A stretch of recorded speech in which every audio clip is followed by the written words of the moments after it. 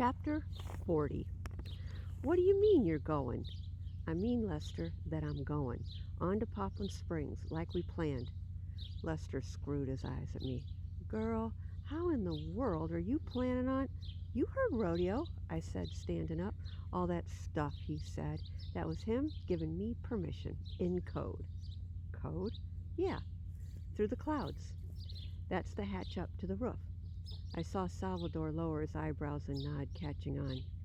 I know how to drive her, Lester, I promise, but I ain't got time to explain it all.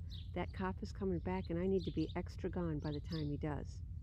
I turned and started toward Jaeger, but Lester jumped up and grabbed my hand. Hold on. We can't do this. I'll be in trouble, like serious trouble. I know, I said, pulling my hand gently free. That's why you're staying. He's got your license, and you would be totally busted if you left. But I'm just a kid. Worst I get is a couple days in juvie or whatever, and I can live with that. I'm going alone, and I'm going now. No, it was Salvador speaking up this time. You aren't going alone. He rose to his feet. I'm going with you. Whoa, whoa, whoa, Lester said, standing up himself and raising his hands. Hold on a hot minute. Yeah, I said, tossing an "are you kidding me" look at Salvador. Hold on what? Salvador shrugged, but his eyes were all attitude. You know you gotta do this. You gotta. And you know together is better than alone. So let's do it. Together. He looked at me, those eyes of his all intense and probing and sparkly. Then he said it. He didn't say it begging or pleading. He just said it human. Come on, Coyote. Now, here's the thing. When someone you trust, maybe even someone you love, but not in that way, looks you in your eyes and talks to you and it sounds just like you're talking to yourself, here's what you should do. You should listen. So I did.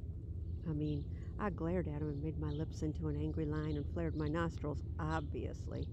But then I cocked an eyebrow and turned on my heels and walked off toward Jaeger. I heard Salvador's steps start to jog after me, but then Lester shouted, "Wait a minute!" with enough "I'm so out of patience it's not even funny" frustration in his voice that I very reluctantly stopped, huffed out a breath, and turned around. What? What do you two think that this is your decision to make? Lester demanded. He pointed his finger at his own chest. Hello, grown up.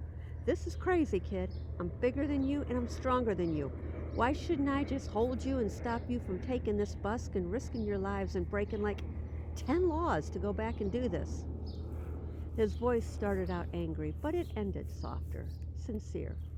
Lester wasn't just bossing me around. He wasn't arguing. He was actually asking. And I had a feeling he'd actually listen. So I took 3 steps toward him and I tried, and failed, to keep the wobbles out of my voice when I answered him. Because you're not my dad. Because my dad isn't even my dad most days. Lester blinked when I said that, but he didn't argue. I think we were both a little surprised that I'd said it out loud like that. But hey, the truth does a lot more good most of the time if folks have the nerve to say it out loud, even if it hurts. Especially if it hurts, maybe. Because once upon a time I had a mom, and once upon a time I had 2 sisters, and now I don't. I lost them and I left them behind. And now I have to fight for them. I have to, because they would have fought for me. I don't know if I'm ready, but I know that if I don't try, I'll never forgive myself. Lester shook his head at me. He rubbed a hand over his head. He closed his eyes for a solid 5 or 6 seconds. Then he lowered his head and opened his eyes and looked up at me from under his eyebrows. You really know how to drive that thing? I shrugged. At least as good as rodeo does. He shook his head again. Oh, Lord. He waved me away. Go on then, hurry up. Then he bent down, grabbed a handful of highway shoulder dirt, and rubbed it onto the perfect white of his t-shirt chest. What'd you do that for? I asked. This is from where I tried to stop you and Salvador pushed me to the ground, he said. Bull, I shot back. That's from where you tried to stop us and I pushed you to the ground. Lester cracked a one-sided grin. All right, whatever. Just go before I change my mind. So I went. I scrambled up onto the hood and then up to the attic and over to the hatch. I pulled it open and climbed down the rope ladder inside. Salvador was right behind me every step of the way. When he skipped the last couple of rungs and landed with a thud behind me, I said to him, "You know you could have just waited and I'd have let you in the door." He nodded thoughtfully and said, "Huh, yeah, that would have made more sense." Boys are idiots. I pointed up at the painted sky above us and the hatch in the middle of it. "Down through the clouds," I said, and Salvador nodded. Ivan, lying on my bed, just looked up at us and yawned. Gladys, though, was happy to see us. She bleated and did a little hoof tap dance and spun in a circle. I gave her a pat as I walked quick as I could up to the tomato plants, poked my hand through the pots and grabbed my special one, the one painted all over with feathers. I poked it and hugged it against my body. Then I grasped the thickest part of the plant stem and tugged, twisting the plant just a little and rotating the pot until the whole caboodle slid out, the plant and its roots bringing all the dirt along with it in a big, messy, pot-shaped ball. "Grab it," I grunted, down at the bottom of the pot. And Salvador reached through my arms and scraped his fingers around in the pot, and then pulled out a dull, dirt-covered key. I plopped the plant back in its home and slid it into the shelf and took the key from Salvador and held it up in front of his eyes. "Go to your roots," I said, and Salvador nodded again and smiled. Salvador followed me up to the front. I sat down in the driver's seat. I wiped the key off on my pant leg. There was still some grit in the groove, so I stuck it in my mouth and sucked it clean and then slid it into the ignition and gripped it in my fingers, ready to turn it. And then I stopped.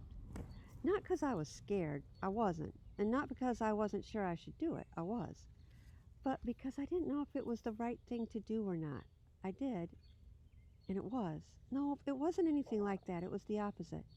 I stopped because I knew exactly what I was doing and exactly why I was doing it, and the absolute true blue rightness of the moment darn near took my breath away. I wasn't doing this for rodeo. I wasn't doing this to take care of anyone else. I was doing this to take care of me, and it was a good thing. When I fired up that old engine, I wasn't going to drive us away from something. I was driving us towards something, and that was a good thing too. There wasn't a no-go in sight. This was all go, and I loved it. I turned the key. Jaeger roared and rattled and shook and then stood rumblingly ready. The world waited for me out the windshield. I looked out and saw Lester standing, watching us. He gave me a loose farewell salute. I gave him one back. I punched the power button on the radio and some rambling, shuffling rock song came blaring out. Salvador was kneeling on the first seat, leaning over my shoulder.